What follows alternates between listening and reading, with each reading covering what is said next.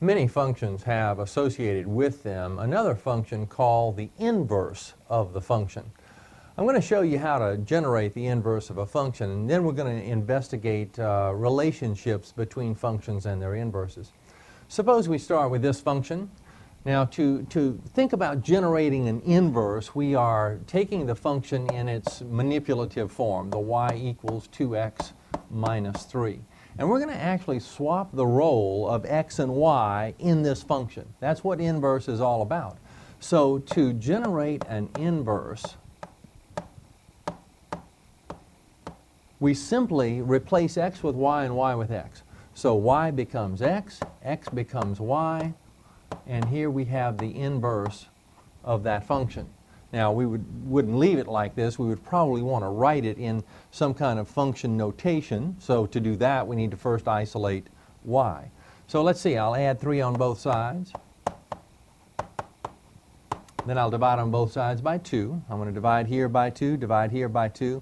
When I divide over here by 2, I have x plus 3 over 2. And when I divide on the right by 2, I have simply y. Now, normally we see the y listed on the left side of the equation, so I'll write it like that. Now, notice, first of all, that we have operations involved in this inverse function of adding and dividing. We're adding 3 here, we're dividing by 2. Look up at the original function. We're subtracting 3, we're multiplying by 2. Operations which are inverse to the ones that we saw down here. Kind of an interesting situation involving inverse functions. Now, just because we have inverse operations, though, doesn't mean that that's the way that we generate inverse functions. We generate inverse functions by saying inverse and then replace x with y and y with x and then solve for y. Now, there's a notation that indicates an inverse function, and it is this. If we want to indicate f inverse of x, the inverse function of f of x, you see, we would do it like this. F inverse of x is x plus 3 over 2. You see, this little flying -1 doesn't mean an exponent of -1 and therefore a misplaced base and all of that kind of thing. This isn't an exponent at all. It is the notation for inverse function. So this is read f inverse of x. All right, now, let's look at this manipulation. Suppose we take our two functions, and I'm calling this g function, I'm calling this other function a g function. We know it to be the inverse of this f function. All right, so this is really f inverse of x. But a lot of times when functions come at us, we don't know whether we have inverses or not. And just for this process, I'm just giving it a different name. Okay, let's see what happens when we perform this calculation of the composition of functions in both ways. That is, we put g into f and f into g. Let's see. F of g of x means, let's see, f of, what is g of x? G of x is that fraction business, so it's f of the fraction. Now, f of the fraction means in the f function replace x with the fraction. So we're going to take that expression and replace x with a fraction. So we have 2 times fraction, then minus 3. 2's go out here, and we have x plus 3 minus 3. The 3's go out, and we have x. Interesting situation. Here we have, let's see, we're putting f into g. This is g of whatever f of x is. Well, f of x is this expression 2x minus 3. All right, now this says in the g function, replace x with 2x minus 3. So we're going to take this expression for the g function, replace that x with this binomial. So it'll be binomial plus 3 over 2. Binomial plus 3 over 2. Now when I drop parenthesis in the numerator, minus 3 plus 3 go out, and we have 2x over 2. Now the 2's go out, and we have x. So notice that in both directions we get x as the result of all of this. And it's simply because the inverse operations have tended to negate everything involved in our two functions. And so when we perform that composition, we're left with simply x. Now this becomes the acid test for whether or not we have inverse functions. Now we knew that we had them to begin with here, and I just wanted to show you the manipulation. But if you're asked to show that two functions are inverses of one another, then what you do is perform the composition of the two functions in both directions and verify that you get x in that calculation. Let's take a look at another situation. Suppose we start with this function and we identify first its domain and range. All right, think about domain. We've got the acceptable replacements for x. Well, let's see, all x's are okay except for that particular x that will cause this denominator to become 0. The denominator becomes 0 when x is 5, so the domain would be all real numbers except 5. X is not equal to 5. Now, the range is a little more elusive, and we haven't concentrated a great deal on identifying range, but let me just tell you this, that the range would be all real numbers. And in identifying range, we're saying, what values can y take on? That is, in this form of the function, for all of these numbers except 5 that we replace x with, what kinds of numbers come out for these fractions? You see, what values can y take on? Well, it turns out that y can take on any value in the world except 0. This fraction can never become 0. And the reason is because fractions become 0 when their numerators become 0. And this fraction doesn't have a letter which can take on a value which will cause the fraction to become 0. And so our range then would be all real numbers except 0, or we list the range as y is not equal to 0. Now let's look at the inverse. All right, to calculate an inverse, we replace x with y and y with x. The y becomes x, and the x becomes y. And now we solve for y. Now to solve for y, I would first clear the fraction by cross multiplication. Think of this as x over 1. When I go in this direction, I have x times y minus 5. So let me go ahead and with the multiplication. It's pretty simple here. X times y is xy, then x times minus 5 is minus 5x. And then on the right, 1 times 2, 2. And now I would add 5x on both sides to find xy to be equal to 5x plus 2. And now I would divide on both sides by x. So I'm dividing through by x. And when I divide here by x, I'm left with y. When I divide this term by x, I'm left with 5. When I divide here by x, I have 2 over x. Okay, so now this is our inverse function. Let me write it up here. I'd like to write it in y form. I could use that little inverse function notation that I had earlier, but I want to write it just like this because I want to identify domain and range. So you might think about this as I transfer the problem up here. Okay, so for this rascal, domain. All right, let's see, the domain, the acceptable replacements for x. Well, we can replace x with any value in the world except for that value which will cause the denominator to become 0, and that value would be 0 itself. So the domain would be all real numbers except 0, or we could simply say that x is not equal to 0. What about range? What about range? Well, let's see. What values can y take on? We have 5 plus some fraction over here. But the fraction, we know, can never become 0. It can't become 0 because there's no variable up here that will cause, there's no variable which can take on a value which will cause the numerator to become 0 and therefore the fraction to become 0. So this fraction will always have value. Might be positive, might be negative, but it'll have some value. So we're taking 5 and we're adding some value to it, you see. So this y can never become exactly 5. So the range would be all real numbers except 5. Y then is not equal to 5. Now the purpose of this little demonstration is to show you the relationship between domain and range in a function and its inverse. I want you to notice that the domain of the function corresponds with the range of its inverse. And the range of the original function is the domain of the inverse. Now, and this situation works both ways, in both directions. That is, these functions are inverses of one another. We could have started with this function. We could have said, okay, here's our original function. Now let's generate its inverse. We would be generating that. you see, and we could go through this domain and range situation in the other direction.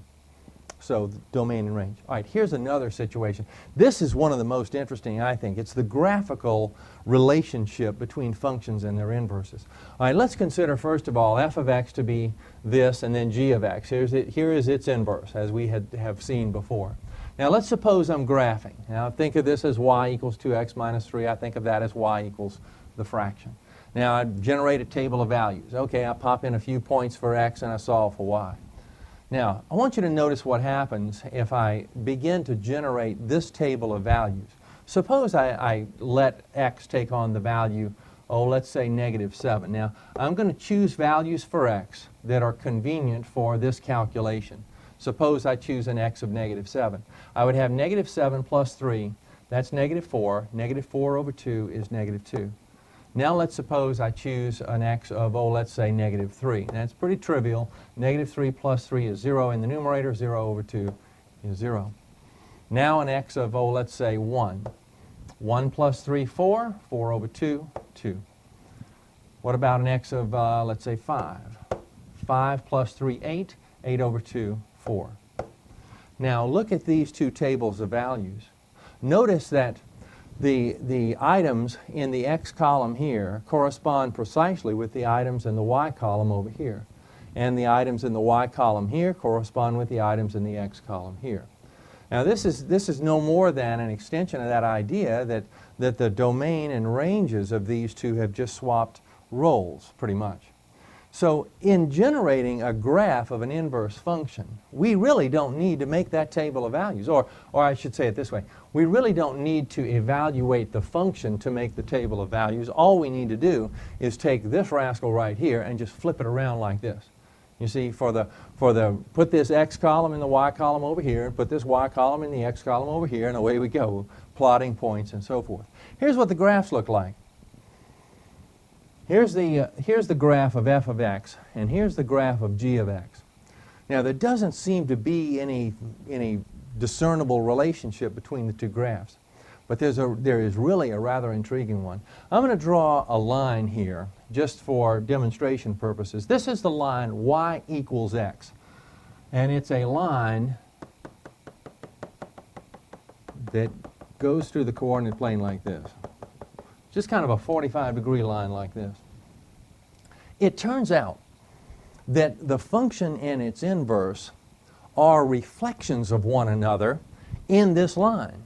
That is, by reflections I mean, if we took this point and sort of attached the f function, let's just attach it right here, and then swivel it around, you see, at that point, then we would get the g function. So a reflection in the y equals x line. Interesting situation. Now, why did it do that? Why did it do that? We're swapping the roles of x's and y's. We understand that much. But why do we have this reflection in the y equals x line? Well, it's because of this. We know that on the x-axis, positive values lie out here, and negative values lie to the left. And on the y-axis, the positive values are above, and the negative values are below. Now, when we swap the roles for x's and y's, we want positive x's to swap with positive y's. You see, I mean, we want a role reversal that is true to the signs. You see, positive x's with positive y's, positive x's. Negatives with negatives in the same way. Okay, now how is that accomplished? If we had taken a graph and simply, well, think of the coordinate plane now. If I just take the coordinate plane and twist it this way, boom, then yes, I would have a situation where these positive y's would become positive x's. But the whole thing is revolving this way, or sort of twisting this way. And look at what happens to these positive y's. Boom, they become negative x's. That's not what we want. You see, so we have to find a way to swap positives for positives, and that is by doing this. Boom. When you do a swap like this, these guys swap around for those, and those guys swap around for these. You see, positive to positive, and negatives to negative. Same idea. So that's why we have that reflection in the y equals x line. Let's generate the inverse of another function. Let's start with f of x is x squared minus 2. We would write this as y equals x squared minus 2, and we find the inverse by swapping the role of x and y. Y becomes x becomes y, and now we want to solve for y. We'll add 2 on both sides, swap sides, and now if y squared is x plus 2, y then is plus or minus the square root of x plus 2. You see, by that square root property, but we kind of see algebraically here that we don't have a relationship between x and y which is a function relationship. That is, y is not a function of x, because a single value of x can generate 2 values of y. Namely, if x is 7, we have 7 plus 2, 9, so y is plus or minus the square root of 9, plus or minus 3. So when x is 7, y is plus 3 or minus 3, therefore we now have this function idea. Now let's look at it graphically. We may recall that this is a parabolic curve with minus 2 on it. Means the parabola is just 2 down on the coordinate plane. So this is the graph of f of x. Now its inverse is this graph. This is the graph of its inverse. It's an inverse relationship, but that relationship is not a function relationship. Now we know it's not a function graphically because it fails a vertical line test. But you know what? We can sort of analyze this situation backwards. We can look at graphs and be able to tell whether or not inverses of those graphs are going to be functions. Here's what I'm talking about. Now let's kind of work backwards. We know that the inverse is not a function because it fails a vertical line test. But we also know the relationship between graphs of functions and graphs of inverses is that they are reflections in the y equals x line. Let's see, here's the y equals x line. You see, we have this twisting around that y equals x line. Let's twist back. From here, we twist back to that. So what I'm showing is that this vertical line test on the inverse is the same as, or corresponds with, a horizontal line test on the function itself. So if the original function fails a horizontal line test, its inverse will fail a vertical line test. On the other hand, if the original function passes a horizontal line test, then the inverse will pass a vertical line test. Let's practice the situation. Over here, we have, let's see, we have a function here. We know it's a function because it passes a vertical line test. Okay, now what about a horizontal line test? Well, we have failure of a horizontal line test, so we know that this rascal's inverse will not be a function. All right, now what about this one? Well, let's see. We are passing a horizontal line test. Do we pass it all the way down? Let's see. Sure, we pass a horizontal line test on the function, so its inverse will be a function. Here's a situation where, let's see, we are passing a horizontal line test. We pass the horizontal line test, therefore the inverse will pass a vertical line test. On this one, horizontal line test, we pass the horizontal line test, but I tricked you. This isn't a function to begin with. It fails a vertical line test to begin with. So that one's out of the discussion anyhow. Okay, so we have situations where we can identify whether or not the inverse is going to be a function by looking at the graph of the function itself. If the graph passes a horizontal line test, then the inverse will pass a vertical line test and therefore be a function. All right. Now, that situation mathematically is called one-to-one, and the graph is continually increasing or decreasing. Look at these two graphs. This one continues to decrease throughout the domain of the function. It's just decreasing all the way. This one is continually increasing throughout its domain. So no wonder you see, if it went to a certain point and it was increasing and then it began to decrease anywhere, then it would fail that horizontal line test. So it has to continually increase or continually decrease. Now this one-to-one idea is this, that it means that for every one value of x, there is one value of y. And for every one value of y, there is one value of x. That's just the nature of functions that have graphs that are continually decreasing or increasing. For every one value of x, there is one value of y. 1x, 1y, 1x, 1y, 1x, 1y, 1x, 1y. And also 1y, 1x, 1y, 1x, 1y, 1x, and so on. Okay. Now, come back to the original problem. Let's talk about domain a little bit here. We have a domain of this function which is all real numbers. Now, I wonder if there's some way that we can sort of redefine the domain of this function so that we'll have an inverse which is a function. Well, let's look at the graph for some assistance. Here's the graph of the function. It fails a horizontal line test. We know that it would pass a horizontal line test if it were continually increasing or decreasing. So, if we took out this part of the graph, if we only define the function, you see, for the values that lie out here, then it would have a graph that's continually decreasing. On the other hand, whoops, almost dropped my chalk. I juggle part-time, you know. If I take out the negative x's and just define the function from here out to the positives, then I'll have a continually increasing graph, and therefore the inverse will be a function. Well, let's do that. Let's limit the domain in some way. Let's limit the domain to positive values or 0. That is, I'm going to define this as x is greater than or equal to 0. Now, I can also go through a little discussion about range. Let me make this a little more clear by saying D for domain. The domain, x values greater than or equal to 0. Now, for range, let's look at the graph and tell, for the range, let's see, what values of y happen to appear on the graph. Well, it's y values from here all the way up. So it's y values from -2 to infinity. So greater than or equal to -2. So I'm going to write y is greater than or equal to -2. Now, graphically, here's what I've got. I've limited the domain, so this part of the graph is no longer valid. It's out of here. All right, now, think about the inverse. Now, we're going to come back to the algebraic form in just a second and see what happens algebraically. But graphically, we know that if I have this as the graph of the function, then its inverse will be a reflection in the y equals x line. And if we attach it right here, if we attach the graph right here and kind of twist it around, it'll just be from here up here.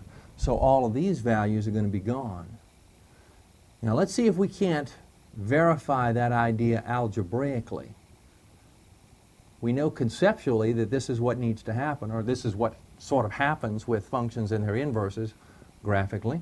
But what about algebraically? Okay, we have a domain and range that we've identified for the function. We go through this inverse process. Now, we just talked about the notion that the domain of the function becomes the range of the inverse, and the range of the function becomes the domain of the inverse. The range of the function is y values greater than or equal to -2. So that means that the domain down here will need to be x values that are greater than or equal to -2. And the range down here will be y values that are, well, let's see, the domain x is greater than or equal to 0, so y would be greater than or equal to 0 down here for the inverse. All right, how does that affect this situation? Well, let's see. The domain is greater than or equal to -2. Gee, we kind of know that from the nature of the radical here. If we have the square root of x plus 2, then the only values of x that make any sense are values of x that are greater than or equal to -2. So that was kind of predetermined. The range, though, is a little bit different. Now, this says that the range needs to be y values greater than or equal to 0, but for these to be greater than or equal to 0, we would have to take out this plus or minus. We would have to take out the minus part. We would only want the principal square root. So I can just erase this, and now I have y values that are positive or 0. You see? So now I can call this the inverse function. That is, I can say that this expression is f inverse of x. And I can write it like this. Well, the calculator has some rather special capabilities when it comes to graphing functions and inverses. Let's have a look. I've already entered y equals x squared minus 2, and the expected graph looks like this. If we wanted to enter the information about drawing its inverse, we could do it like this. We could go down and actually enter those two equations that would give the inverse relationship. Now, one of them was the square root of x plus 2. I'm opening a parenthesis here, x plus 2, and close parenthesis. And let's look at these two graphs first. All right, now the other one will complete the graph of the inverse relationship, and it is the negative of the square root of x plus 2. And here's the other graph that will form that complete inverse relationship, but not an inverse function. Now, this graphing calculator, though, has a very special capability. I'm clearing this equation, and I'm going to clear this one. And I'd like to show you, here's the graph again of the original equation, or original function.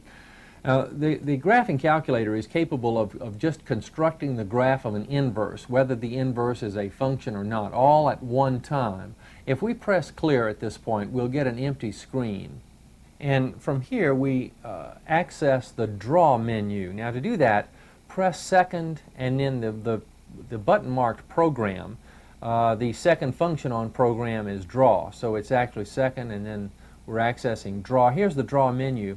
Let's cursor down. There are a number of options here, and it's option number 8 that we want. Here's Draw Inverse. When we press Enter, here's what shows up. Draw inverse of what it's saying.